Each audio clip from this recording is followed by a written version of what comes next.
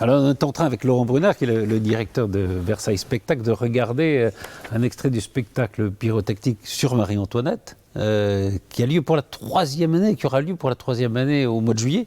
Oui, c'était l'occasion parce que c'est l'anniversaire de l'arrivée de Marie-Antoinette à Versailles, l'anniversaire de son mariage et de son, on va dire, de son être comme reine de France, 1770-2020, de reprendre pour la dernière fois ce spectacle dont Stéphane Bern fait la voix, ouais. le commentaire, et qui illustre assez bien voilà, l'histoire de cette reine de France, qui est un petit peu un personnage mythique de notre histoire, mais aussi beaucoup de l'historiographie du conte à l'étranger, notamment les Américains, les Asiatiques, voient en elle une espèce de Lady Diana du XXe siècle.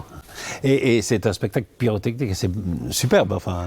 Oui, le travail que fait Groupe F, qui réalise régulièrement à la Tour Eiffel, au Burj Khalifa, enfin bref, dans tous les plus grands lieux du monde, des grands spectacles pyrotechniques, mais alors on leur donne la contrainte de le faire à Versailles, dans un site qui est aussi historique, donc fragile, et il ne faudrait pas mettre le feu au château de Versailles pour faire un peu. Il faut essayer, si on peut. Donc on trouve le moyen entre les deux, et de raconter une histoire, parce que souvent, un feu d'artifice ne raconte pas une histoire. Là, il y a l'histoire de Marie-Antoinette. Alors voilà, là on raconte, il y a vraiment du début à la fin, on va dire le personnage et son contexte historique, incluant bien sûr à la fois les beautés de Versailles, mais aussi la Révolution. Et évidemment pour faire tout ça, le feu, la flamme, l'explosif sont des éléments de travail. Alors, ça fait partie des grands spectacles de Versailles. Hein. Il y en a beaucoup qui s'adressent d'ailleurs à un très grand public, à un large public. Hein. Oui, on fait à peu près pour 1 600 000 spectateurs dans l'année, des spectacles qu'on dirait nous grand public, c'est-à-dire à la fois ce spectacle pyrotechnique sur gradin qui est Marie-Antoinette, mais aussi les grandes eaux musicales en journée. Il y a les grandes eaux. Voilà, les grandes eaux, c'est vraiment une tradition, c'est plus de 350 ans maintenant, de mise en eau des fontaines du jardin de Versailles, pour un public sélectionné. Alors au début, le roi était un peu tout seul, mais il faut dire que le réseau, il y avait peu d'eau, il fallait le construire. Oui. Assez vite, il y a eu beaucoup de courtisans, et puis c'est devenu un rendez-vous majeur, chaque dimanche à Versailles, pendant tout le 19e siècle aussi, et même au début du 20e siècle. On venait de Paris pour voir les grandes eaux. C'est une chose... alors ça paraît un peu curieux aujourd'hui, il y a de l'eau dans tous les ronds-points en France, mais l'adduction d'eau à Versailles, ça a été un tiers des dépenses de construction du château. Un tiers de Versailles, c'est le budget de ces fontaines. Et c'est pour celle-là que Louis XIV a été détourner l'eau depuis la Seine à Marly. Depuis la Seine, oui, c'est ça, pour la faire venir à Versailles. Oui. Voilà. Être le maître de l'eau, c'est une richesse extraordinaire à l'époque où il y a 3 fontaines publiques. Et le roi Soleil est donc le maître de l'eau. Hein, oui, bien sûr, il est maître de tous les éléments. Il y a les grandes eaux le jour, les grandes eaux diurnes et les grandes eaux nocturnes. Pour les nocturnes, on fait une mise en lumière de ces jardins. Et on termine par un feu d'artifice, mais c'est aussi l'occasion finalement d'ouvrir les bosquets, déjà en journée, mais la nuit avec un autre rapport. Il y a, on est l'été là, donc vous avez les senteurs des fleurs qui sont au moment où elles sont toutes écloses, c'est vraiment très beau. Et le soir, donne un rapport très fort à Versailles. Il y a un côté comme ça, rendez-vous avec l'histoire. Dans les deux cas, c'est vraiment des rendez-vous en famille. On peut amener les enfants, on est dehors, on peut courir, il n'y a pas de risque. On peut amener la belle-mère, c'est pas toujours facile. Pour une exposition, c'est moins simple. Et là, il y a vraiment... Très familial, du coup. C'est très familial avec la belle-mère.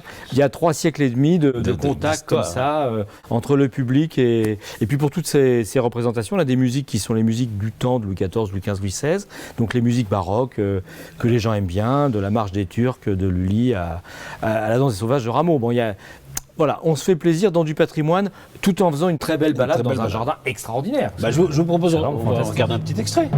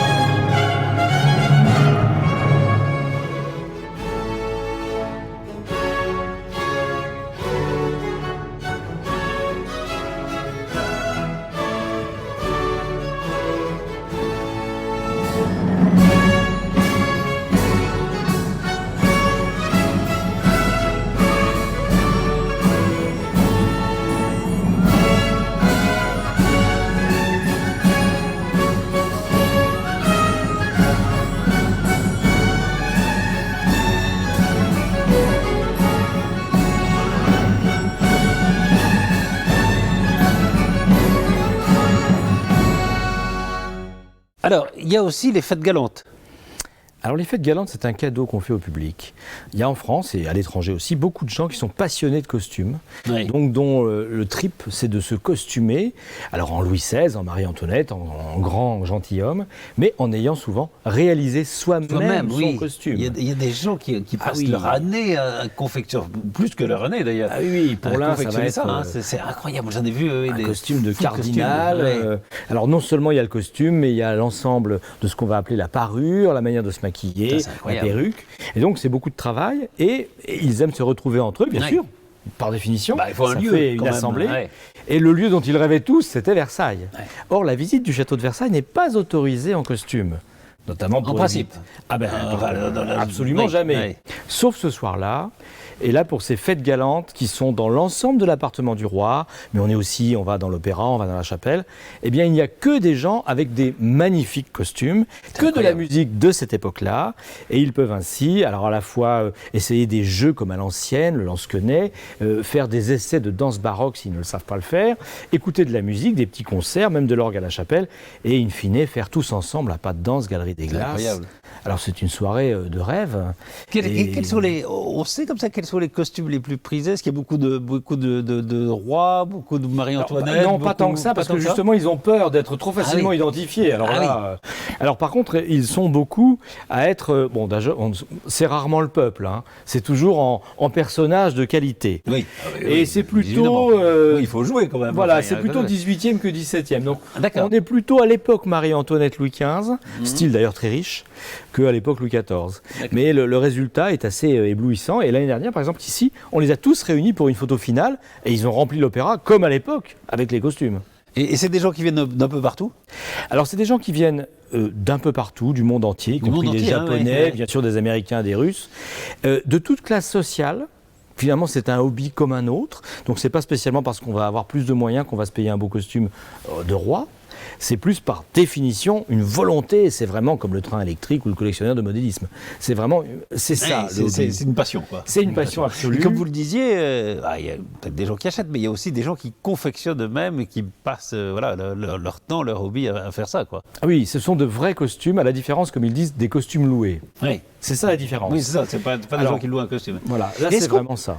Est-ce que, pardon, hein, mais si on est curieux de voir ça, est-ce qu'on peut aller voir ces fêtes galantes sans être costumé soi-même? Alors non, on peut pas. C'est Non, ça la il- règle du jeu. oui. Il faut être En fait, soi-même oui, c'est ça, faut pas dans gêner, ce quoi. très beau Ouais, faut pas être un costume. voyeur.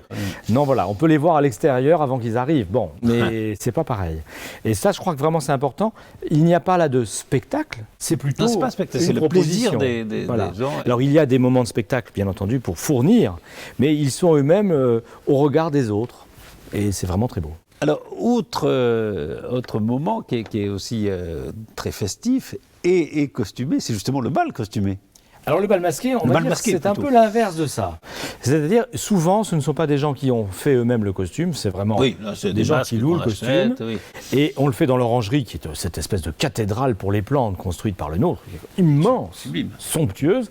Et là, par contre, la musique n'est plus du tout celle du XVIIIe siècle. Donc là, on a le droit d'être habillé, peut-être pas en cosmonaute, mais on peut être en hussard de Napoléon. Il n'y a pas de contrôle. Là, il y a un contrôle sur le costume, Sur le costume. mais pas sur la typologie du costume. Donc l'essentiel, c'est qu'on vienne s'amuser, costumer et masquer. Et masqué surtout. Ah oui, parce que c'est embrasser qui vous voulez, Oui, donc il faut le masque. oui. Et là, on est plutôt sur 2500 personnes et sur des musiques vraiment d'aujourd'hui. Plus moderne, Donc, oui, absolument. c'est Michael Canitro qui fait le DJ Qui le fait, et c'est ouais. Hakim Gorab qui fait les chorégraphies Oui, parce qu'il y a des de la chorégraphies, Nouvelle il y a des- Star, voilà, etc. il y a des Voilà, il y a des danseurs, danseurs. Voilà. C'est plus un très grand show Voilà. et on est peut-être plus C'est un dans le monde... spectacle auquel on participe un peu. Voilà. Voilà, on est plus dans le monde ou de la télé ou du grand show audiovisuel d'aujourd'hui que dans la reconstitution Louis XIV. Là, c'est tout l'inverse. Ce qui fait que ça permet à un autre public qui viendra uniquement en costume pour une soirée de fête d'être là et d'être... comme d'ailleurs à l'époque, c'était une cour très jeune, les cours de Louis XIV ou de Louis XV Oui. étaient des cours de gens jeunes, on m'aurait pas vieux. Tout ça étaient des militaires qui avaient envie de s'amuser, et leurs femmes aussi. Donc c'était des cours qui avaient des habitudes de fête très régulières, et la fête, le bal masqué, commençait à minuit. Ah oui. Donc, oui, c'est ce tout qu'on pouvait fait. se passer quand même. C'est Voilà, amusant. donc on va Et c'est faire un la même public jeune chose. qui participe. C'est un à tout public ça jeune, oui, c'est Ouais. allez, on dira du 25-45. Et c'est finalement une belle cible de public. Souvent, ils ne sont pas revenus au château de Versailles depuis qu'ils étaient à l'école. Alors, puisque vous parliez de musique plus moderne, il y a aussi Versailles Electro. Alors ça, c'est quoi? C'est une nouveauté. Parce que je crois que l'électro a conquis aujourd'hui ses lettres de noblesse, hein, notamment en France, qui est la patrie presque de la grande électro internationale. Et là, on propose ce projet d'être au pied de la Galerie des Glaces, dans le jardin, et d'écouter des grands maîtres de l'électro. Alors, je ne peux pas révéler aujourd'hui le nom du futur. Ouais. Ah, on ne peut pas révéler, c'est à un instant donné. Et qui viendront devant une quinzaine de milliers de personnes, comme l'an dernier. Et ça fait un résultat assez extraordinaire. Alors le public, là aussi, vient du monde entier. On n'a fait qu'une première édition, ça sera la seconde.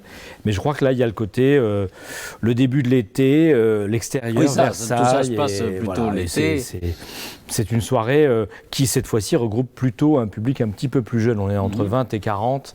Et surtout, un public qui, a priori, ne va pas venir au château de Versailles pour le visiter, mais qui va venir parce qu'il a une occasion d'écouter un grand groupe électro dans un lieu qui n'aurait pas du tout été fait pour l'abriter. Ouais. Mais c'est un peu le point commun de tous ces événements. C'est-à-dire qu'on peut... Alors, il y a évidemment, dans Versailles, il y a le château, il y a l'opéra, et puis il y a tous ces spectacles qui permettent à un public, qui n'est pas forcément un public féru d'histoire, mais de venir s'amuser, de venir se divertir, de venir se cultiver aussi. Hein, c'est un peu ça Oui, je crois que c'est un peu l'idée commune, ça va être de trouver pour un public qui ne viendrait pas normalement au château pour être visiteur, qui est moins amoureux de l'histoire ou du patrimoine ou des expositions, une manière de faire vivre ce château aujourd'hui. Et aujourd'hui, si Louis XIV vivait aujourd'hui, il ferait comme Emmanuel Macron, il ferait des soirées électro à l'Élysée. Bon. Donc faisons de l'électro à Versailles, et d'autant que ça ne détruit pas le château. C'est bon, la techno c'est un peu rude, mais on est très loin des rêves parties des années 90. La soirée électro, c'est un truc bienvenu entre gens bien mis et qui sont très calmes. Donc on ne détruit pas le château, par contre on lui donne une vie d'aujourd'hui pour un public d'aujourd'hui, et en plus la musique ou les fêtes costumées ou l'électro, ça permet à un public tout à fait international de venir. Il n'y a pas de question de langue, il n'y a pas besoin d'apprentissage ou de connaissances. Pour tous ces publics-là, c'est une manière d'ouvrir les portes du musée.